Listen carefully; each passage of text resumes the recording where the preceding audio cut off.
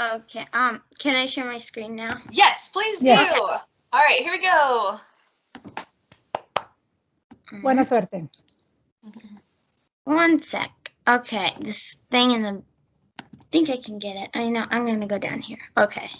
I know when that black thing's in the way. Oh, makes me crazy. Okay, my computer's being a little slow right now. All good. Okay. Okay. There. Okay. Helping Kids Just Like Me by Carson Gildahouse. What was my project? My project was collecting clothes for homeless kids. I collected clothes from school, friends, and family, and then I donated the clothes to Mission Community Outreach Center. You're probably wondering, what is Mission Community Outreach Center? Well, Mission Community Outreach Center is a place where homeless kids and families that can't go out to the store to buy clothes and household items can go and get those items for free. Why did I choose this project? I chose this project because a long time ago, when I was about 6 or 7, I had a soccer tournament in Portland, and we were dropping a family member off at their car, and all of a sudden this homeless kid who's about 3 came out of this tent, and it got me thinking how I could help homeless kids just like that kid. So I started helping with the shoe drive.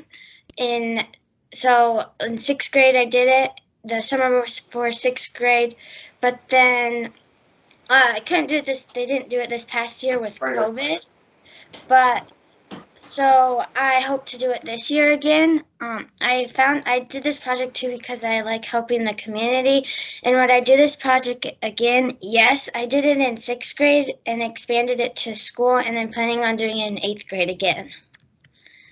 What were obstacles I had to overcome? The 3 biggest obstacles were COVID-19, distance learning, and having my project at school. COVID-19 was hard in the beginning because it was hard to know what the future will look like and how my project might work. So there's a lot of ifs about it.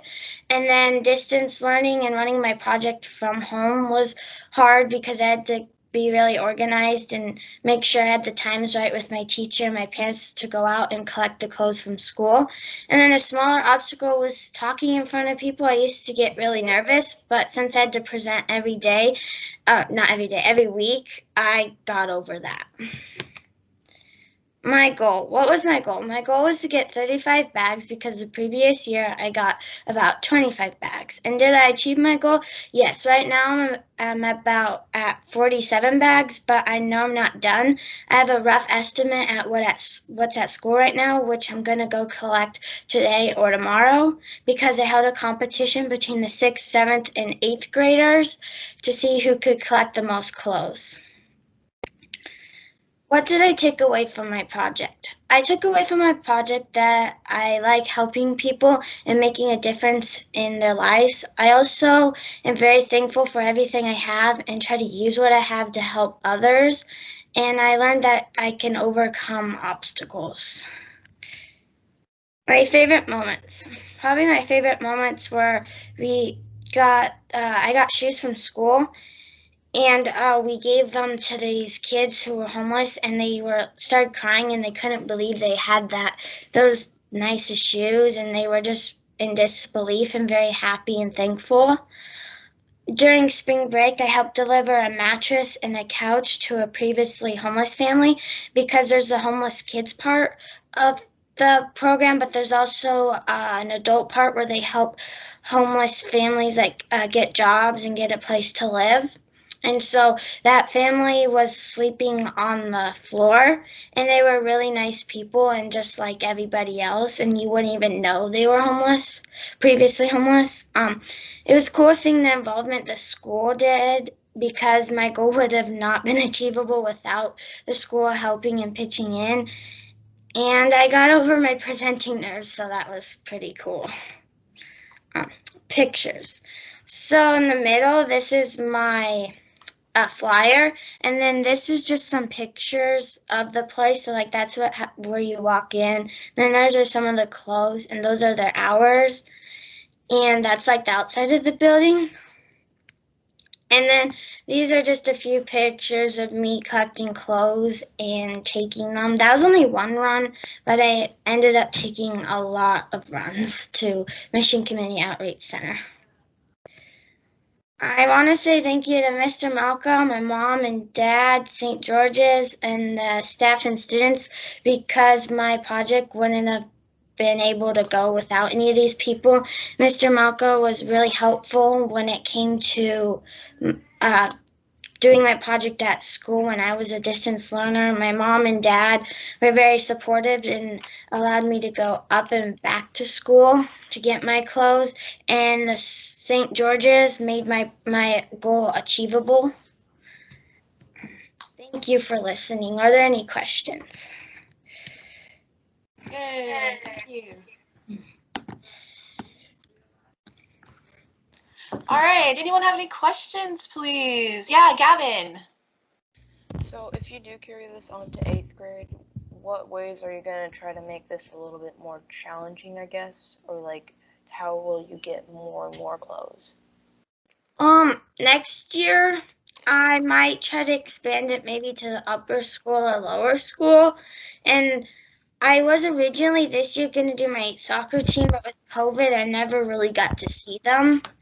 So I might try to expand it to that too, because it was really hard with COVID and everything. So I had to also be really careful with my mom, because she's immunocompromised. So it was really hard because my soccer practices were really inconsistent. So I might try to expand it to that. Cool. Great. Any other questions?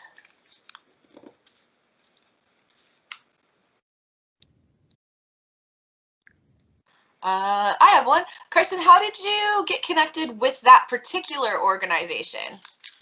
Well, one of my sister's friends kind of like helps run it, and I thought it was a really cool organization, and so I started getting more and more involved with it, and so that's why I chose that organization, because they have like a really big homeless kids part, and that was like my focus for this project. Awesome. Matt. I don't have a question. I have a comment. Yes. I think that your project was really cool, like what you were doing, and I think that a lot of people our age don't really have confidence to do this. So I think that it's kind of cool that you're doing this when most people can't or won't. Thank you. All right. Any other questions? Okay. Well, thank you so much, Carson. That was excellent. Thank you. Okay. Bravo, Carson. Okay. You did Okay, awesome. Next, we're going to have Katie. You're up next. So if you want, I'm going to spotlight you, and then you can share your screen, okay? Hi, Katie. Hi, Katie. Hi. Okay, I'm just gonna. When you are ready. Yep, it's just. Yeah, take your time. There is no rush.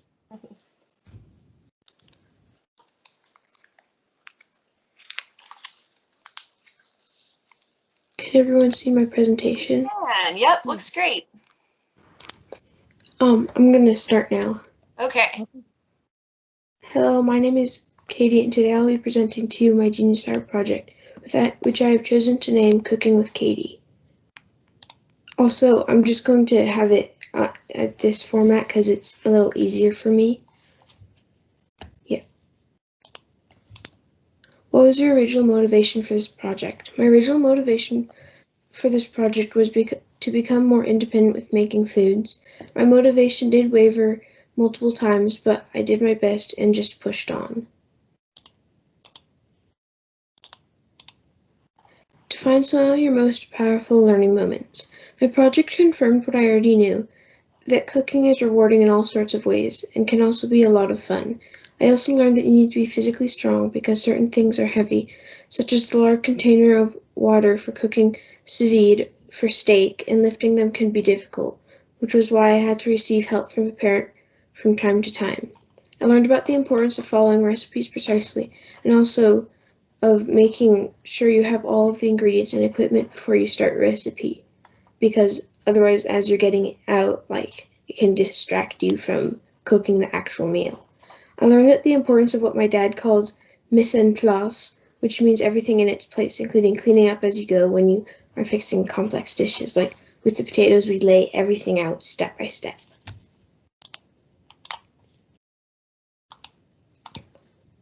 What were your original objectives? My original objectives were to learn how to make a variety of foods, and I did meet that goal to a large extent. I met my objectives because I made a variety of dishes that my family eats that I like and wanted to learn how to make on my own, although there are still more foods I would like to learn to make in the future, like, for example, curry, which my mom makes, green curry specifically. My progress was most hindered by the challenge of scheduling time to make the dishes. Learning a dish during the week is tough because it takes too much time given the limited time I have with all of the homework and also other activities that we have to do after school. And many of our weekends are filled with other activities as well, and it often is not conducive to my parents making meals that I want to make because we have to schedule everything. But I was still able to make a lot of dishes and accomplish my overachieving objective of becoming more independent in the kitchen. What were some of your triumphs over the course of the project? My triumphs included succeeding at making lots of delicious dishes. I think the reason for the success were that I had good teachers, my parents, and others, and followed their instructions carefully. It also helped that I picked dishes that I knew I liked and had eaten many times, and have helped make other dishes over the years. Will you continue your project in the future? Absolutely. I love fixing dishes with my mom and dad, and one example of why I love it is my dad makes everything so much fun. He likes to listen to music and dance when we are fixing food, and he always just makes it a fun experience with singing. In every job that must be done, there's an element of fun, and you find the fun and snap, the job's a game. A Mary Poppins reference, which we often bring up, because, yeah. What did I learn? I learned that just blending a smoothie a little bit more can change the flavor of a drink completely. I learned that you don't always cook the food the same amount of time, because certain batches of food could take longer or shorter. One example of this is bacon, how it's instructed to cook it for a certain amount of time, but we ended up having to cook it longer in order to get it to how we would like it. I am now going to be showing my cookbook. So I made a cookbook. Oh, okay, great. Yes. Oh, no, that's okay. I thought you were going to show it on screen, and we've just been seeing the blue screen. But yeah, let's see the physical one. Yeah. Oh, sorry. I didn't realize that it wasn't changing. No, you're doing great. All right, so we're going to look at her actual picture down here. Cool. This is just my Genius Hour pitch at the beginning of the year. And then I wrote this in, Cooking with Katie, for my cover. Then this is my first meal. I made it at my dad's house, and it was poached eggs and toast. I don't have a picture for this one. Oh, I'm going to skip to one that I do have a picture for, which is conveniently the second meal. We made peanut butter Rice Krispie treats at my mom's house. This is the picture. Sorry, it's a bit dark. And then each of them, for each of the things, I have at the top which meal it is. So this one is the second meal. Then it says what house it is at. Like each of the bolded things.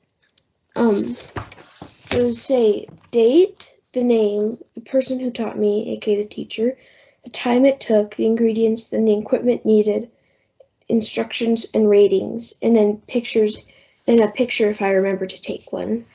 And then I have a variety of foods, breakfast, lunch, dinner, and snacks, which we consider peanut butter Rice Krispie treats a snack because everybody kind of just snacked on them from time to time. So, yeah.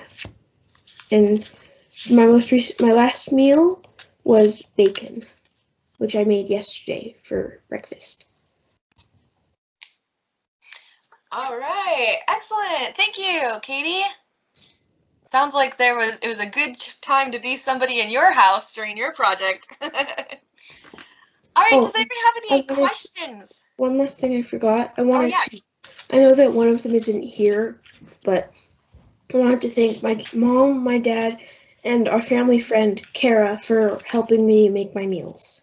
Awesome. All right, does anybody have any questions? Yeah, Bella, thank you. Bella. I don't really have a question, it's more of a comment, but I just wanted to say that I thought it was very interesting how you said cooking is more, is depending on the recipe, is kind of about how you like it, like with bacon and other recipes. I just thought that was interesting. Another example of that is steak. You can cook it in multiple different ways. I personally prefer sous videing it. I think that's, or sous videing it. And then broiling it. And then we also add a special salt and pepper on one side, then flip it and add a special salt, a flaky salt on the other side. Great. Does anybody else have any questions?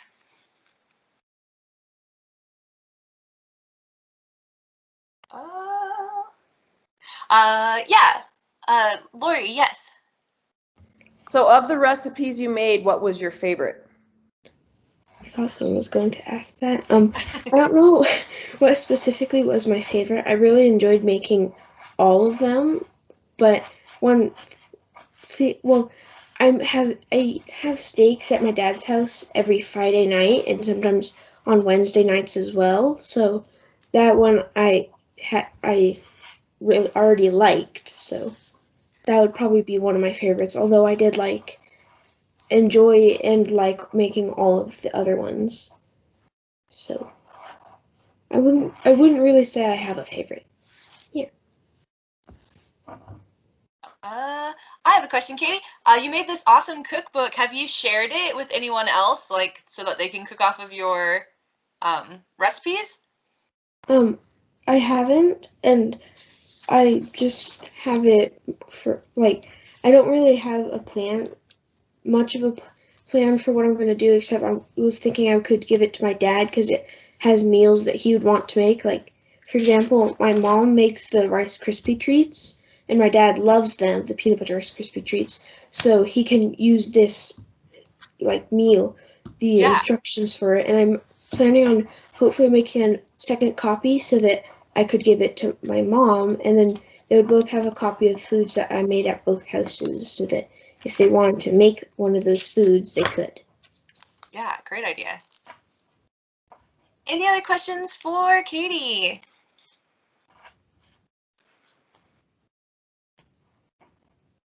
Okay, awesome. Thank you, Katie. Great job. Sounds like you're on your way to be an amazing cook. And also, I think when you go to the courses in the upper school, you're going to love making, Spanish dishes or Mexican dishes. You have the skills now. Yay! Yeah, awesome. Okay, thank you so much. Okay, so next up we have Matt, and Pear. So, can you guys tell me which one of you would you like me to spotlight so that you can share your screen? I'm going to be sharing the PowerPoint. Okay, awesome. Thank you.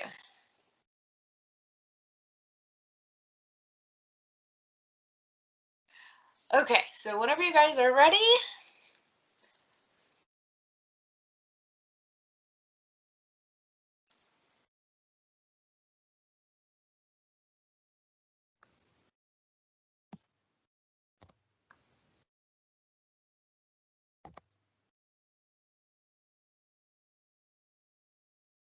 Hi, my name is Matthew Schultheis. My name is Matthew Longsmith. And I'm Paris Sandy, and our project was to learn, code, and try to make a website. I had similar reasons for doing this project. We've been interested in technology for a while, and with electronics being used more and more often in our lives, we thought it was important to learn how technology works for our futures. We wanted to make a website to present, but that didn't work out because of a few complications. Though I would want to do this project again, although maybe during the summer where I don't have as much schoolwork and I have a lot of free time. I agree with Matt. I would want to do this again, but during the summer also. I agree with both of them. I think that I would enjoy this project more if I did it for fun. Some powerful learning moments were when we realized that we weren't keeping our time very well, and we'd probably not get everything we wanted into a website. Savannah taught us the importance of following a schedule, and for us, the one we set at the start of this project. So for the future, I would use this probably when dealing with technology or maybe for a job, and definitely I would use this for fun. I'd probably use my knowledge of coding to get a job or use it for fun. So if I want to be an engineer, I'll most likely work with people that code. So we mentioned a few things about what our plan was, and that was to learn a type of code. We divided it up so we each learned a different type. Matthew Schulteis learned HTML, Matthew Longstreth learned CSS, and I learned JavaScript. After we learned some things about our code, we would work together to make a website to present on. This didn't work out since at first we divided ourselves too much, and each of those codes need parts from the other codes to work. We did unfortunately have to change our coding program from Atom to VS Code because it was easier to code and collaborate on VS. But when we started working on it, the CSS wouldn't seem to work, and we spent around an hour searching and working on that, and still didn't fix it.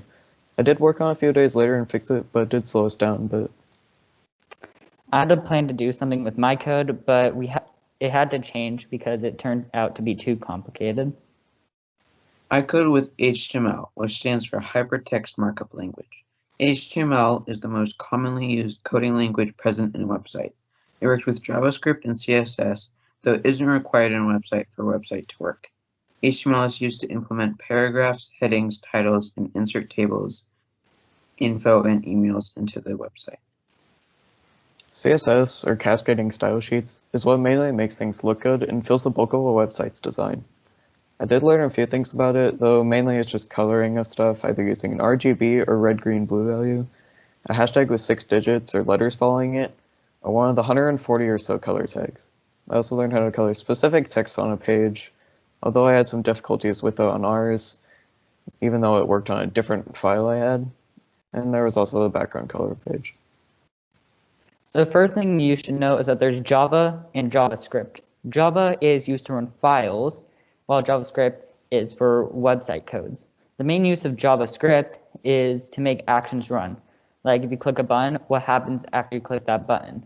A few things I learned was alert, which is like a little box that appears right below your search bar, and you just press OK for it to go away.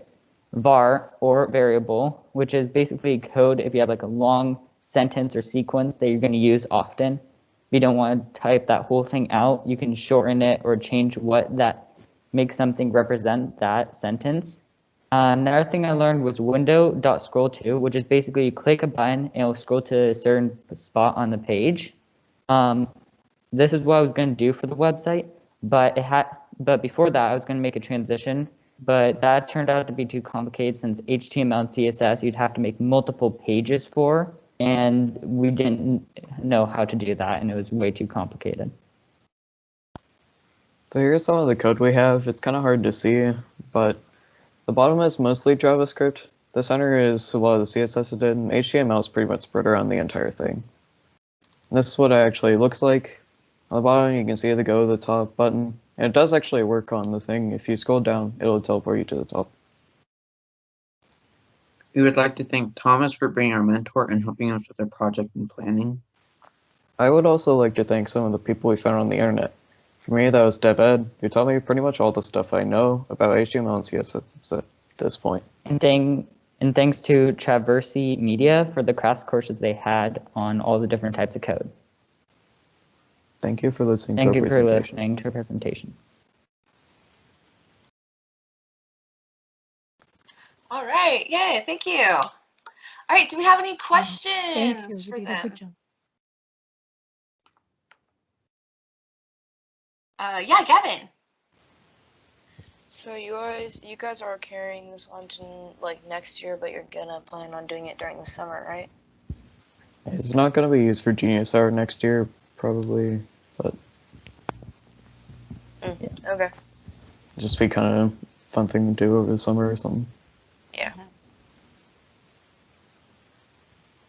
All right, any other questions? Yeah, Katie. What was your favorite part of doing this project? like one thing you enjoyed more out of everything else. I'm trying to word it the best I can. Yeah. For me, it would be typing the code. That's really fun, actually. Things Yeah, just for boring me- to type. Yeah, for me, I guess typing and also just learning. There's a ton of things you can do with CSS, I know, but I wasn't able to do them because it requires this thing called style CSS page and has to be separate, and yeah, we had a lot of trouble linking their stuff. My favorite part was probably writing the code too. Awesome.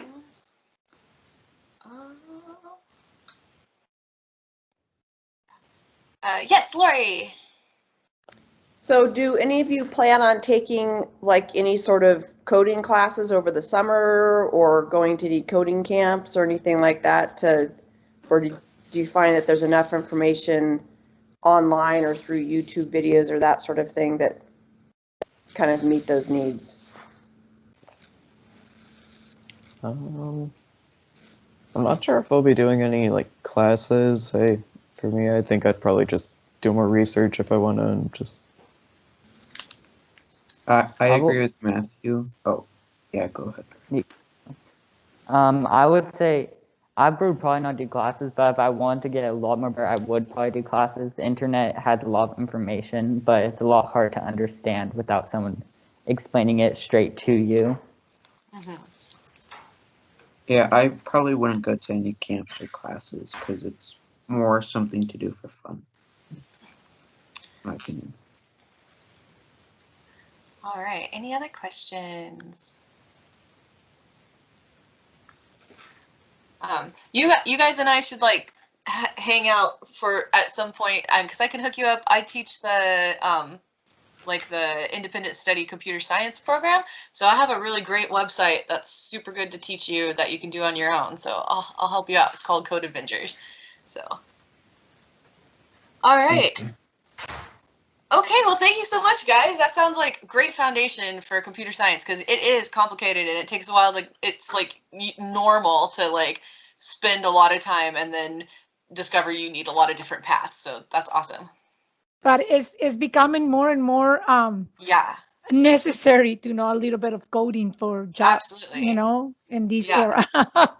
So yeah, it's great pretty job. cool too. Nowadays, you can like do these courses online and get your certification through them, and it doesn't like matter how old you are, and then that helps open up a job. My nephew just completed like an online program on his own time, and now he has a job as a coder in Germany, and it was just something kind of like what you guys did that he just sort of picked up as a hobby and then discovered that there's some career pathways. So, okay, awesome.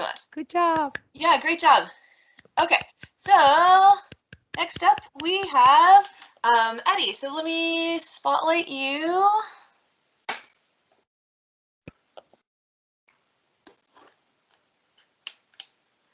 Okay. Okay. I'm gonna share my screen. Okay.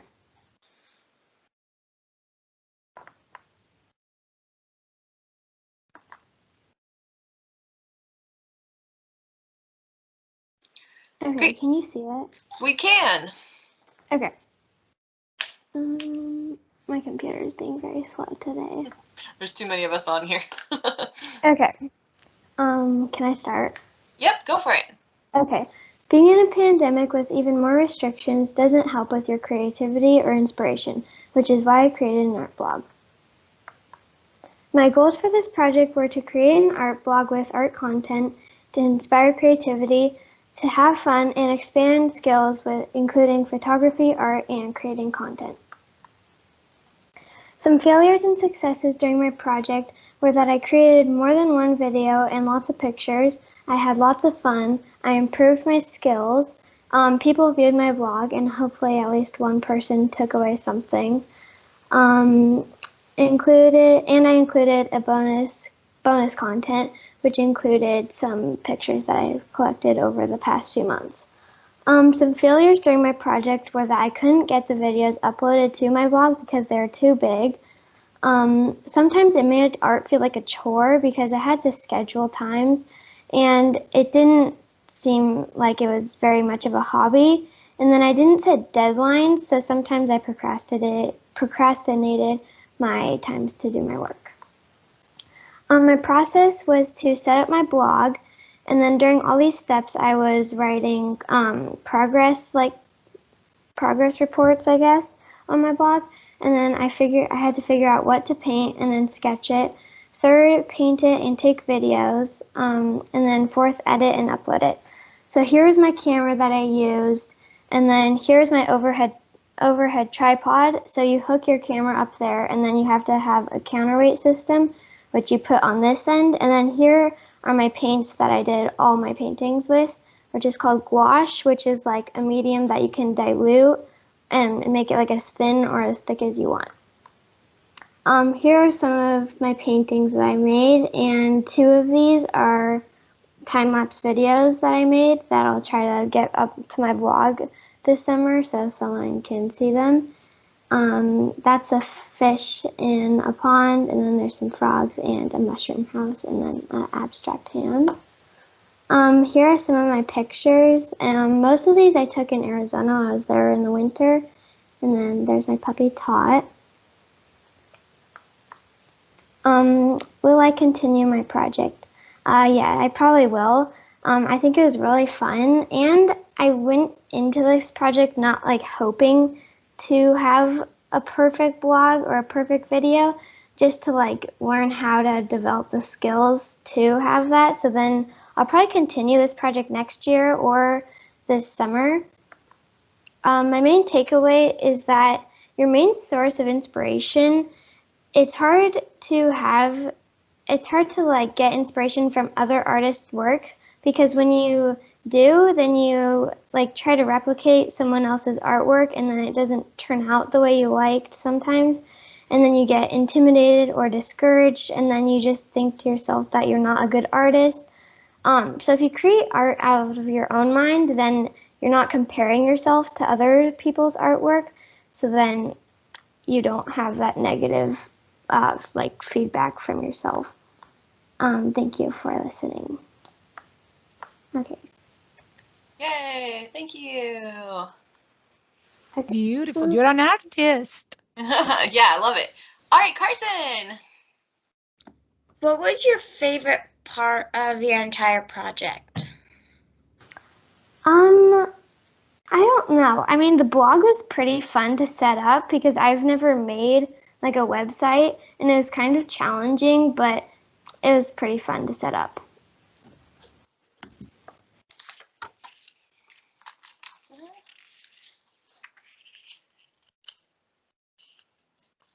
Anybody else?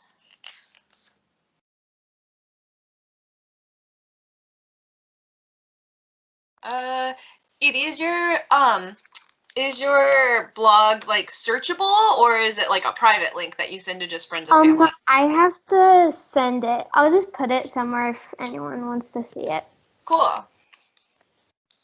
Before you did this project, Eddie, did you have a passion for drawing, or is because the art teacher, we have the best art teacher in the school, maybe she inspired you? Yeah, I've always pretty much liked art and painting, so I just kind of wanted to continue that through a project. Oh, I hope you do. You're good. Thanks. All right, any other questions? Looked great. I can't wait to look at the blog more. So thank you so much. Okay, great job. Bravo! So, yeah, next up we have Xuxa. Okay, so Xuxa, let me go ahead and get you spotlighted. 1 second. There we go. All right.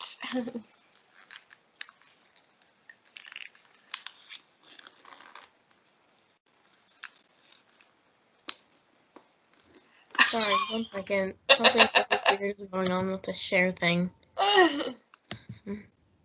Oh wait, there we go. Can you see that? Yes, we can. Yes, Okay. you can.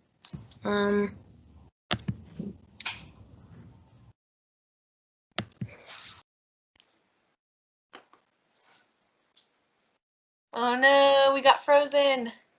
All right, sometimes this happens at Xuxa, so we'll give her a second and she'll probably come back in. It happens to all of us. Yes, definitely. Maybe in a couple minutes. Also, we can, if this doesn't get fixed right away, we can. Oh, she's there back. it is. Awesome. Okay. Yay! I'm sorry. No worries. It's taking a second to load. Yeah. Okay, can you see that? Yes, we can. Looks great. Okay. So my project for Genius Hour this year was I learned how to bake. I learned that you should always listen to your mentor. That this is kind of a joke, but also not because it's actually happened. You do not put runny glaze on a cake that's like a sponge. Some setbacks were I'm a major procrastinator, so I didn't finish. I definitely missed a couple months with cookies and cakes. So my motivation was, I don't know, I just like to bake things and I like to eat the things I bake. So yeah, some triumphs. So in the beginning of my project, I said that I hoped that I didn't have cookie soup instead of actual cookies. I did not have cookie soup. Kala, I'm doing a Genius Hour presentation. Will you leave? Calm down. You're fine. No worries. You have Okay. fans. No worries. Anyways, Continue. so some sorry, I'm really nervous. You're doing great, Xuxa. So some triumphs were that I actually did bake some things. I'm so sorry. Oh no, Xuxa. Do you want us to come back, or would it make you feel more comfortable just to turn your camera off? Yeah. Okay. Do you want us to come back, or is that better? I don't really know. I'm sorry. No worries. How about you take a break and we'll come back, okay? Okay, I can't Okay. get out of here. Yeah, no, Okay, you're doing sis. great. Okay, if Okay, you can honey. stop sharing your screen though, so that I can have the other person go, that would help us out. It's not working. That's okay. It Okay, sucks. 1 second. Okay. I requested the control. There we go. Okay, awesome. All right, no worries. Okay, so let's go ahead and move on to you, okay? 1 second, let me spotlight you.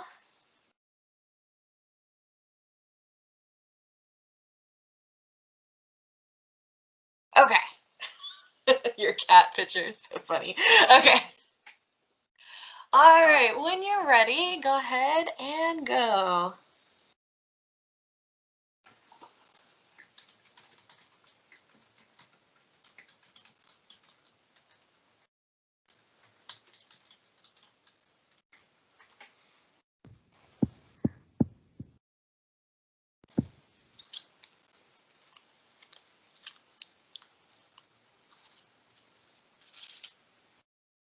Oh, I don't know why the layout is like that.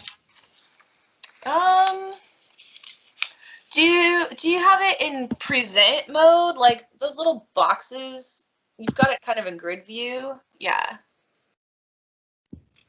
Oh, yeah, can you hear me? Okay, great. Is it in present mode now? It looks like. I think so. So you see how it says like navigate forward? Just make sure you're clicking that. Otherwise, I don't think we're gonna see it click. Yeah. Okay. Cool. Okay. Oh wait. Okay, I don't know why this isn't getting big. That's okay. We can see it well. We just need you to use that navigation instead of the normal one. I think it's letting you see your probably like notes under the bottom. Oh, I think it's better now. Is that Okay. fine? Okay. It's perfect. Looks great. Okay. So, I'll start now. A few months ago, I was just hearing like these random myths about COVID-19, and it really stuck to me how people just believe these myths without any proof or any other information to back these random theories, and I decided I would do something about it. There's also one going around right now, and it's about this dude who got his COVID shot, and he claimed that the people secretly implanted like a chip inside his skin, and then he proved it by taking a piece of a magnet and sticking to his skin where he got his COVID shot, and it stuck to him. And so a lot of people actually believe that now whenever they get their COVID shot, people implant chip inside their skin, and I could give a bunch of reasons why that isn't true. My name's Julia Shabazz, and my Juice Hour was to create a website to break COVID myths and to write COVID facts for other people to learn. I chose this project because I've always wanted to create a website. Many people my age have already created a website, and I've always wanted to, so I thought, why not take this chance? COVID-19 also seemed very interesting to research about, and the biggest reason I wanted to do this project was to break myths and fake facts about COVID-19. My mentor was my dad. He helped me throughout the project, and he's also a doctor.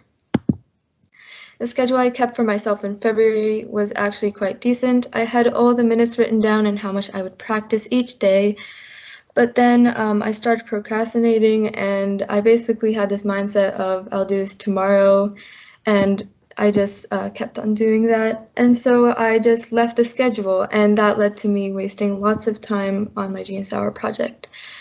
And if I hadn't done that, I'm pretty sure my website would have been way better. For my Genius Hour project, I did lots of researching. I researched about COVID-19 information, vaccine information, and also I had to make sure I was using reliable websites, such as CDC and other ones. I've applied the information that I've searched to my own website, but I had to make sure I wasn't using other people's words and work and claim them as mine. So I basically just wrote all the facts down in my notebook and then wrote them in my own words. And also I had to do reasoning behind the fake myths about COVID-19. I also learned a few new things from the researching, such as facts I didn't know before about COVID-19. The success and the goals I reached were I built skills on researching. I believe I did do that because I did lots of researching for my project. Without researching, my project would just be a huge mess. And another big goal was to set up a functioning website and have people view it. But unfortunately, I only got one half of that goal done because not many people viewed my website. So at least I got one goal down, which was set up a functioning website. Another goal I reached was first time creating a website, and it was a very new experience for me. I used Wix.com, which is a website creating platform, and I had to learn how to navigate through that and use all the fonts and all the designs, so I learned how to use that. Also, I used methods of logic and scientific study to fix myths about COVID. So I basically just tried to find the reasoning behind these myths, like the truth behind these myths, and that took lots of researching and scientific study.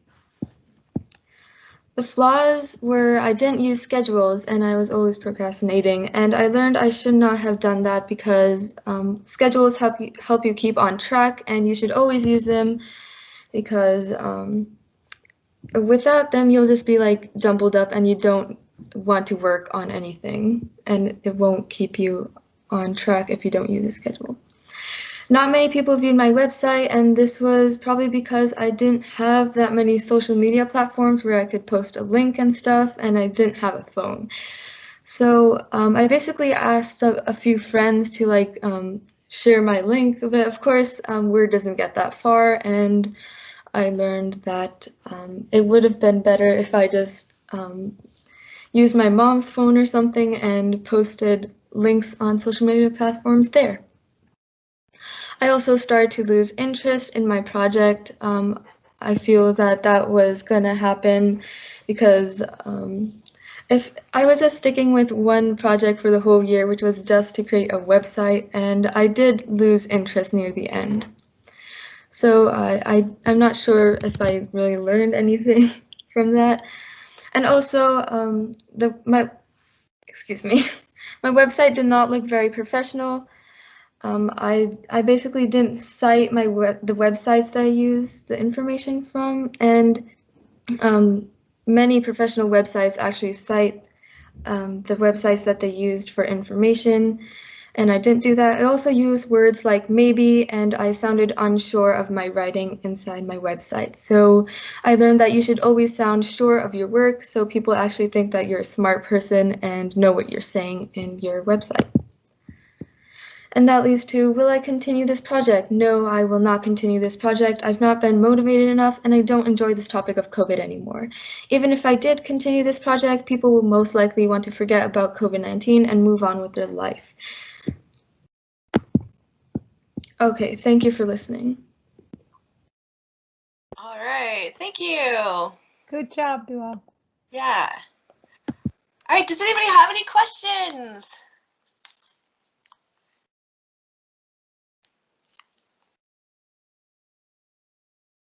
It's interesting to hear you say that there is no chip inserted in COVID vaccine, because I have heard that many times. So I find the project you chose very interesting, Dua. Carson. What was your favorite part of your project? Oh, it was probably researching myths about COVID-19. It was actually pretty entertaining to see these like random myths that people believe. So I believe that was my favorite part, just looking at random myths about COVID-19.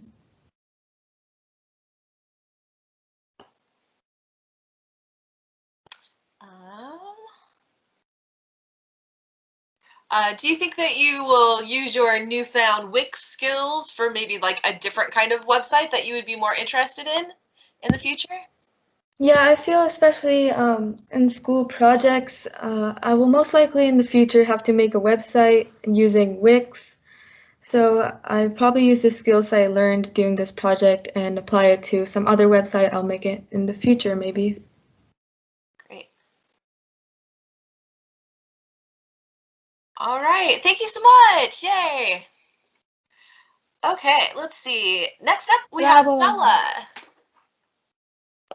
All right. Okay, let me get you sorted here. Okay.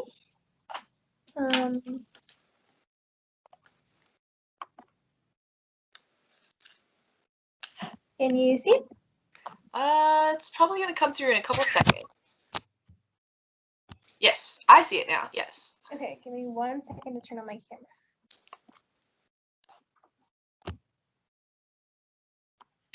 Hi. All right.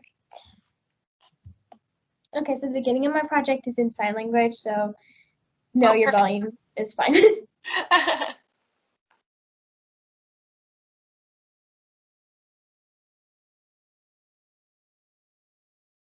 Hi, my name is Belle Edwards, and what I just signed in sign language is hi, my name is Belle Edwards, and my project was to learn sign language. My research. My research when I first started my project was mainly trying to find places that I could volunteer at, but later in my project, my research became me focusing on mainly learning sign language. My original motivation.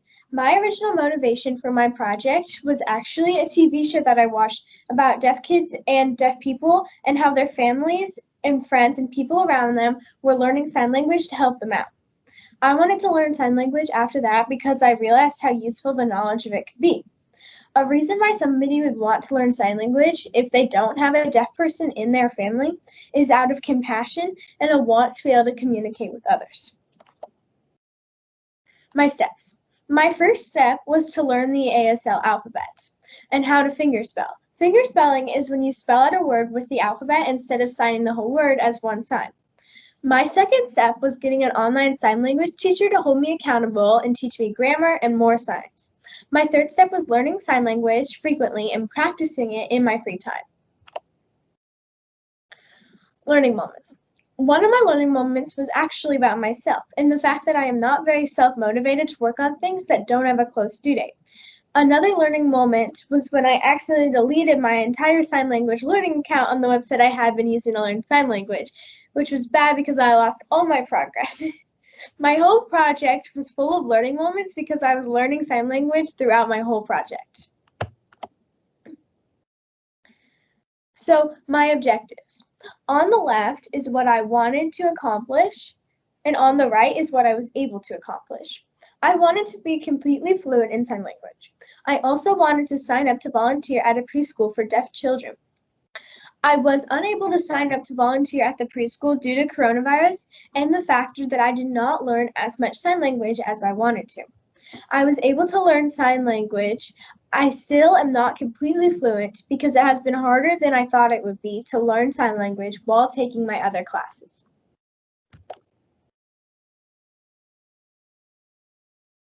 Here are a couple places I found where I thought I might be able to volunteer. The first one is Spokane Hope, which is a preschool for deaf and hard of hearing children. The second one is the Building Bridges preschool for deaf kids. These are both great preschools that help kids with sign language and learning how to read lips and just activities. Challenges. Just like everything anybody does, there were some challenges, such as when I was not motivated, so I did not work on my project for about 2 weeks. I overcame that by telling myself that I would never be able to reach my goal of learning sign language if I did not work on my project. Continuation. I will probably continue to learn and practice ASL. I probably will not practice as much as I did this year, but I will try to keep learning it because I think that it would be a very cool skill to master. I do want to eventually be able to use my knowledge to volunteer since I was unable to because I did not want somebody to ask me a question that I did not know how to answer. I would like to thank my dad for buying me my sign language lessons, and yeah. Thank you for listening. All right, thank you. Okay, any questions for Bella?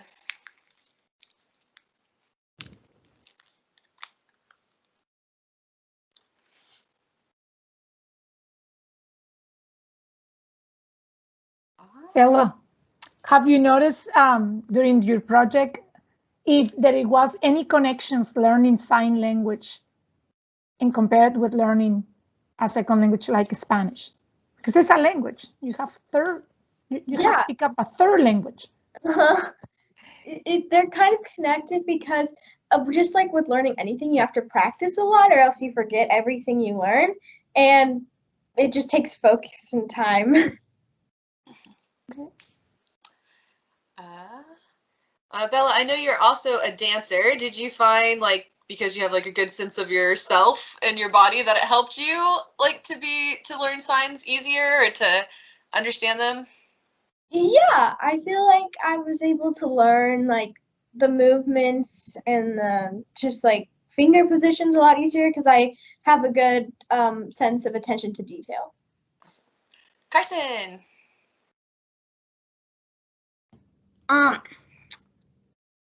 What was like, what did you like find out when you, no, because she's sorry, I have a different question. So, well, when do you think like you would want to like volunteer at a preschool? Is it like in the near future or like a long time away? Well, one of the main reasons I didn't volunteer this year was that I just didn't feel like I knew enough sign language to be helpful enough. But I feel like if I continue to learn sign language throughout the summer, maybe next year, I can do some volunteering at one of the preschools. Cool. Mm-hmm.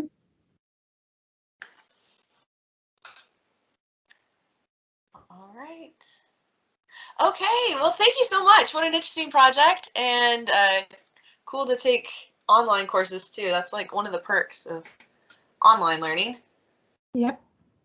Good Okay. job, Bella. Yeah, nice job. Bravo. All right. Next up, we have Gavin. Give me 1 second to get you spotlighted. There you go. Okay. Let's see if this works.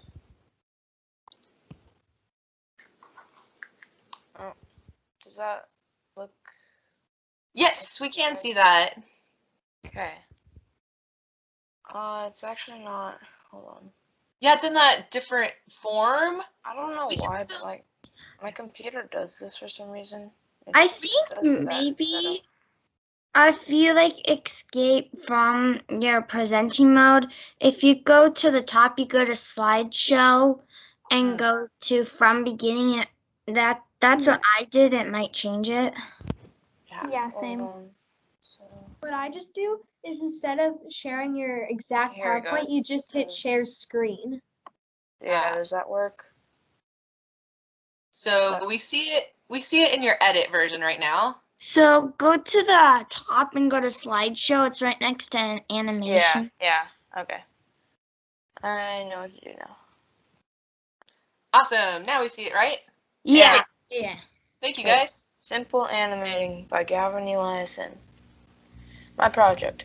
My project was to animate using Adobe Illustrator and Adobe Photoshop. I also ended up learning a lot about Illustrator, such as how to use the table or the tools, bending shapes to make them fit into spaces, and many shortcuts for animating or just easy ways to move around. My goal was to make a character do different actions along with an idle animation. As my research and work progressed, that ended up changing, and I made multiple animations in one video instead. What was my motivation? I have watched my sister do quite a bit of animation with Adobe Illustrator and Adobe Photoshop, and I had always wanted to know more about how animation works. My motivation stayed pretty consistent throughout the year. I thought this was a really fun project to do, and in order to stay on track, I had to really just stay super focused and remind myself to work on it each week. And if I was given the option to do this project again, I think I would, because I enjoyed it and would really enjoy making my animations more complex and more in depth. Learning moments. The most important thing that I learned during my project was the easiest way to animate. If I did this project again, I would try to make my character do more difficult animations. And the thing that really helped me get my results were hard work, time management, and not giving up when the process became difficult to understand. I'm confident I will use what I learned from this project for future school and career work. Being able to add animation to future presentations can and might help better show the audience what I'm trying to explain. Original objectives. My original objective was to make an animation, obviously, and I definitely met my goal because I was actually able to make 3 animations. I think I hit my objectives based on the fact I learned how to animate, and I don't feel like I really missed any of my objectives. I feel one challenge I had was time management due to schoolwork and athletics. I had to be persistent to complete this project, and the animating or learning how to use the software was definitely the hardest part of my project, and I did not have to change from my original objectives. End product. My end product was a good animation of a penguin that is blinking, clouds passing by, and a fish jumping out of water. As I learned through research, I was able to make the animation with the proper graphics quality to run on most laptop computers. I learned through this project that some animations can use a lot more memory and need a very fast processor to play smoothly. I learned that there is a balance between graphic quality and being able to have your animation play smoothly. Triumphs. I think my triumphs not only included learning the easiest way to animate for beginners, but making the animation actually work. The reason for these successes is that I never gave up, and I tried to stay focused on my project as much as I could. I am really proud of how my animation turned out, and I am looking forward to learning how to do more with it. Okay. Thank you for listening. Actually, wait, I might have skipped one. Oh yeah, continuing. I think I am going to carry this project into next year because I want to see in what ways I can make this more challenging. For example, what are harder animations I can make my character do? What caused me to pause during my project was how busy I was. I had to deal with homework, sports, and the multiple projects throughout the year, including this one. The thing that will allow me to continue my project is using my free time wisely. When I have a few days off from sports and other responsibilities, I will need to work on my Genius Hour project. Thank you for listening to my presentation, and I would also like to say thank you for my dad and my sister because they helped me through the whole way. And then I also have a slide of my animation right here. On the left side, I have a video of it that only loops one time, like it only does it once.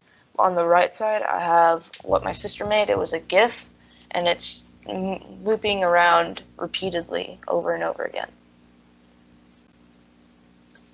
Thank you for listening. All right, awesome. That's so cute. Look at that penguin. Ah. Okay. Does anybody have any questions?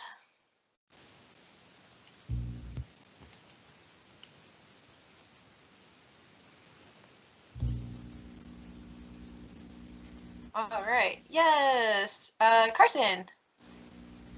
So, Gavin, so when you if you're since you're probably gonna continue doing animations for your Genius Hour project, do you want to do any career jobs like working at Disney or Pixar and creating movies?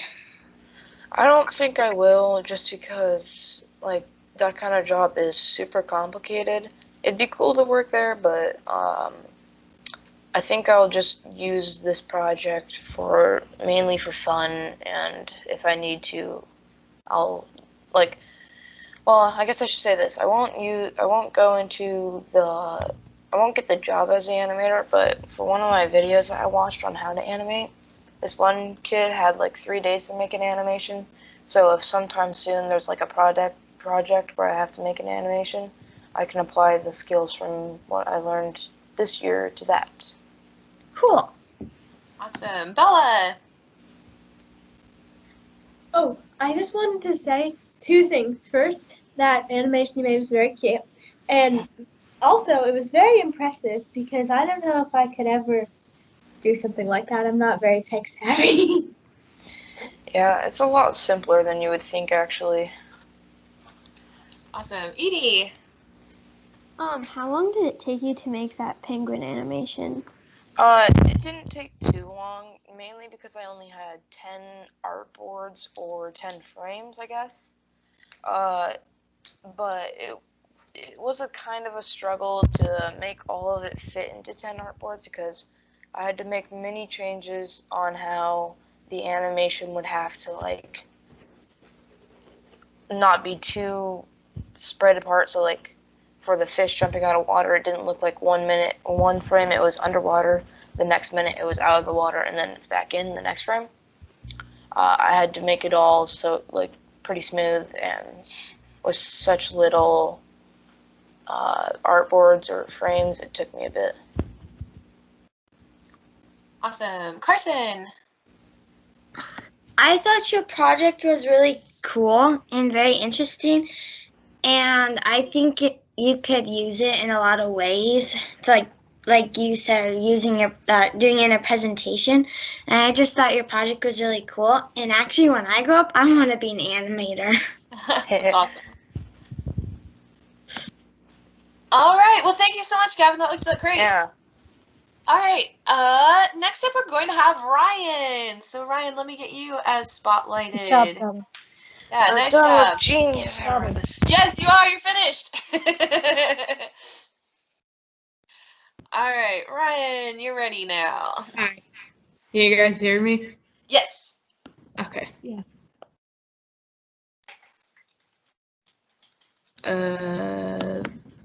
That how you share it? Is it sharing?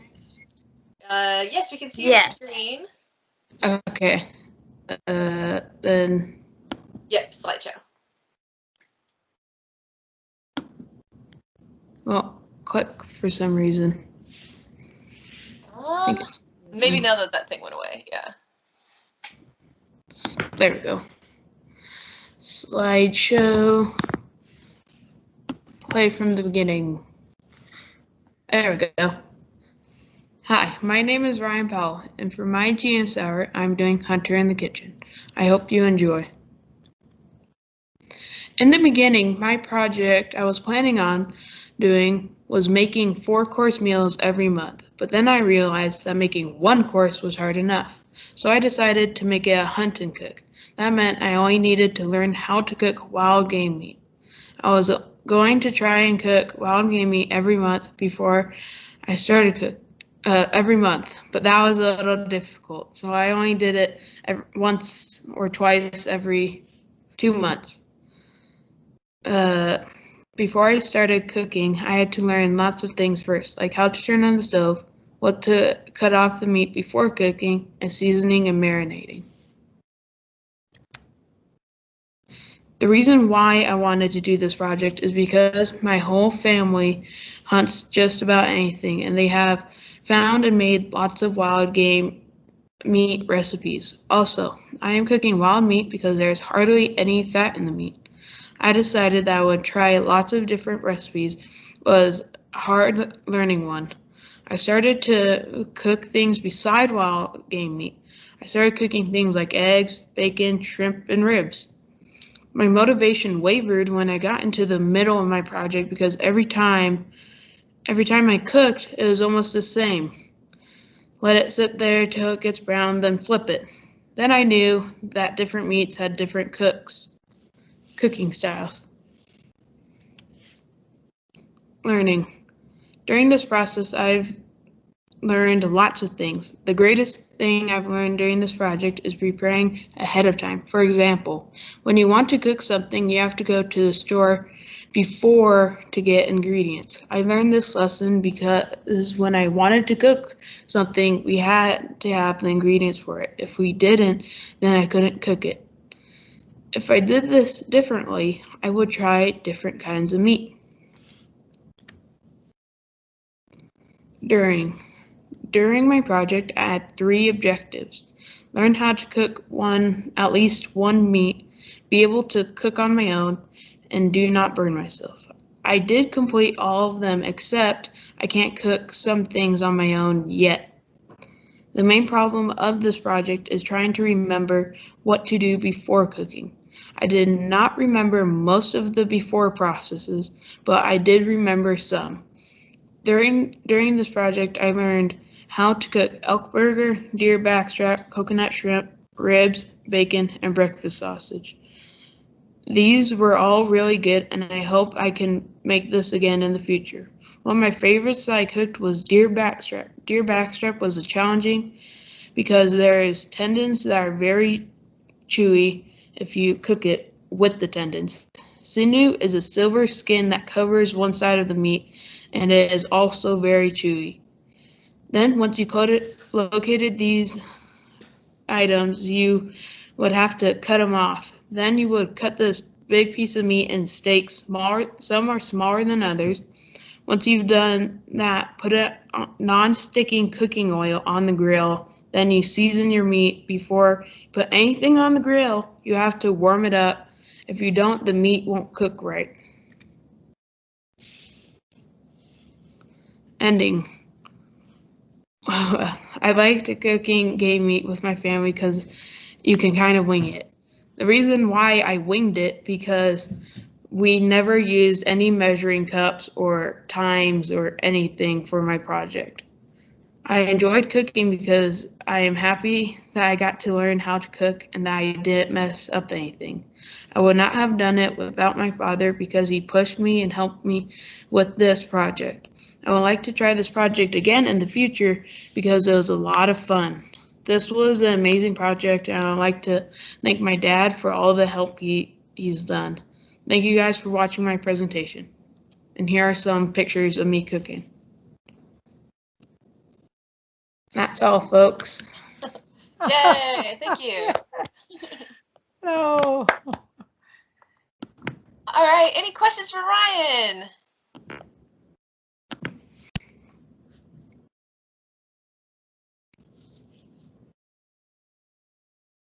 Ryan, where did you get your recipes from? Were they from books or just like from your dad, that kind of thing? My dad it was mostly from my dad.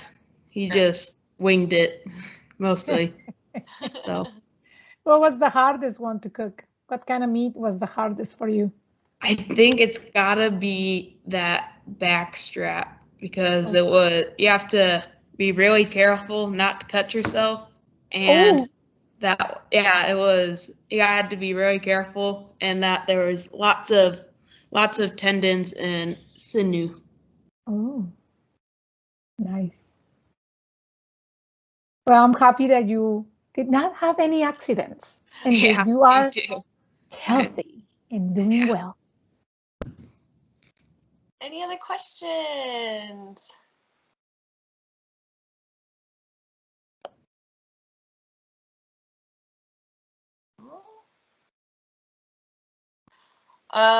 Where did you source your meat from? I know you hunt. Was some of it stuff that you got yourself? Some of it, yeah, most of it, all the deer, and then the elk was from my dad, and yeah, we mostly cooked with those two. Can you tell which animal that is more tender the meat than others of the ones that you hunt? I think the deer is. Oh, the deer. You're learning a lot.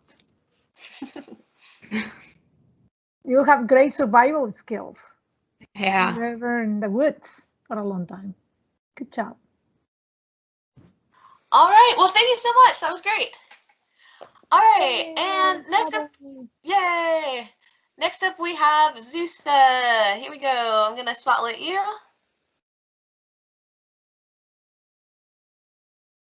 Okay.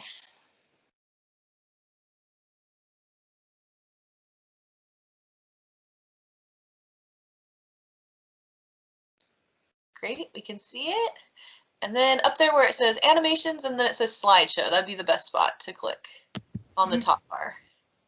Yeah, right there. Then from present from there from beginning. Yeah. Okay, it's taking a second. All right, can you see that? Yes, it's prepared. Yes, looks great. All right. So I kind of already went through this, but I'll go through it again. So my project was learning how to bake. I learned that you shouldn't put runny glaze on spongy cakes, and that you should always listen to your mentor. My mentor was my mom. So some setbacks were that I procrastinated a lot and I missed a couple months. My motivation, I like baking and I like to eat the things that I bake. Some triumphs were that I didn't make cookie soup. I made a cake, and I also made like meringues and stuff. They were pretty nice. So my motivation wavered a little bit because like I had a lot going on, and I was able to get it back on track because like I got some stuff cleared up and I was able to bake a little more. I don't think I pursue the project again, though. Like baking is kind of something that like it's just kind of a skill, so like you can do it anytime if you have the supplies. I will not be continuing this project. I like to do something different every year. So some learning moments were probably when I was getting like really into baking. So like you fail a lot. So I had a few failures. Like there was a traumatic moment with some meringues where there was a problem with the eggs. I'm not going to go very into that because this is horrible. And a lemon cake disaster. And let's just say I will not be eating lemon poppy seed things like ever again. So something powerful that I learned, probably just to listen to my mom because she knows she's a really good baker. I learned, I guess I learned some lessons. I kind of already went over that, but something I would do differently is actually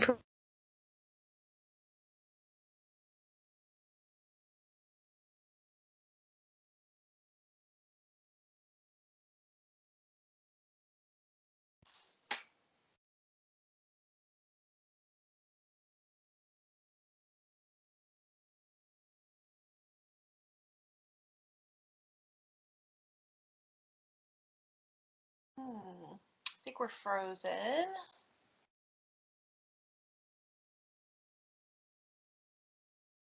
Yeah, we've got a frozen screen. That's okay.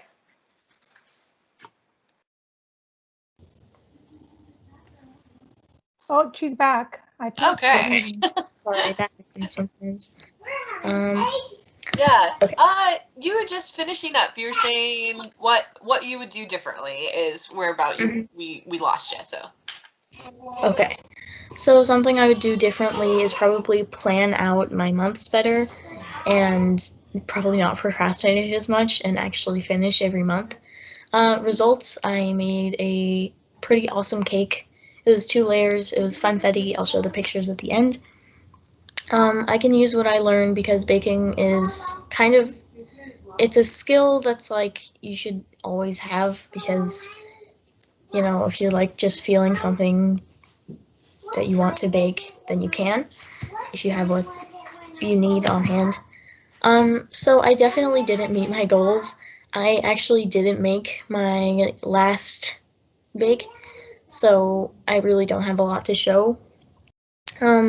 My original objectives were to bake one cookie and one cake one batch of cookies and one cake every month. I didn't meet that because, of course, I didn't do it every month. So something that got in the way of my progress was procrastinating. I feel like I'm just going in a loop, but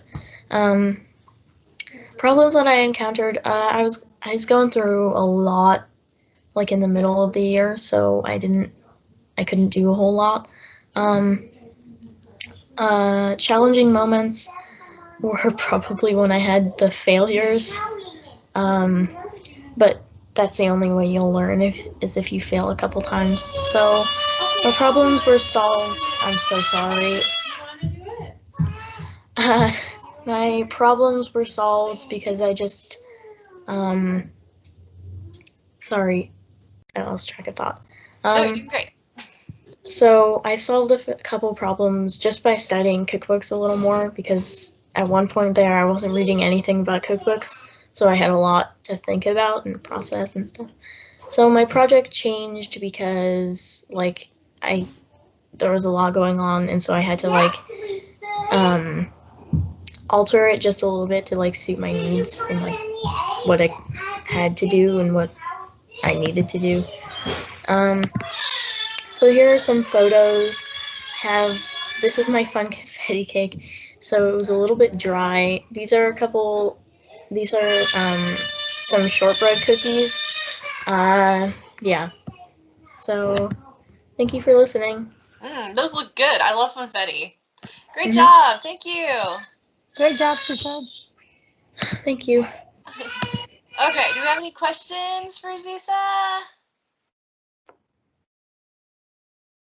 Okay, sorry, I'm in the wrong thing. Whoever has their hand raised, go for it. Okay, Carson, yeah.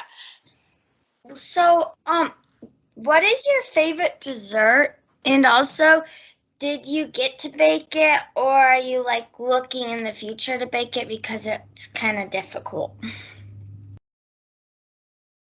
I think she might be frozen. I think she's frozen. Yeah, sometimes it's hard for us to tell, isn't it? Okay. Well, yay for Xuxa! Yay! Yeah, she did great. We won't torture anymore. So thank you so much. I believe. Oh, she's back. She's back. Okay. Well, anyways, my favorite dessert is meringues. I did get to bake those. They turned out pretty good, most of them, except for the giant one, which was a disaster. Those are the best cooking times. Yeah. Any other questions for Xuxa?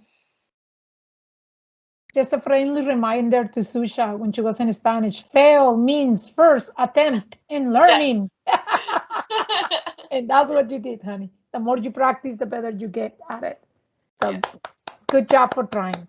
Awesome. All right. Thank you, everybody. Okay, so that is everyone. Please let me know if I missed anyone. I think we've made it all the way down the list. Yes, every single one. Awesome. Okay, cool. So we are actually finished. Thank you for all your hard work, everyone. So since we're online, we have the luxury of just having a little bit of a longer break. I see on my calendar that there is a Monday morning meeting at 9:50.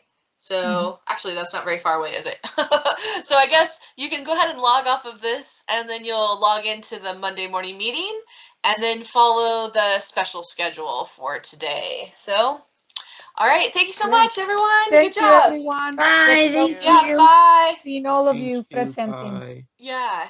Azra, I see somebody has their hand up. Yeah. I was unable to join earlier, and so where can I find the link to watch? Yes, I believe that they're going to be sending out like a whole page of all the links that you can look at. Yes. Okay, Yep. perfect. Thank you. Yep, thank you. All right, thanks, Felina. Thanks, you did a great job. Thanks. Bye. Okay.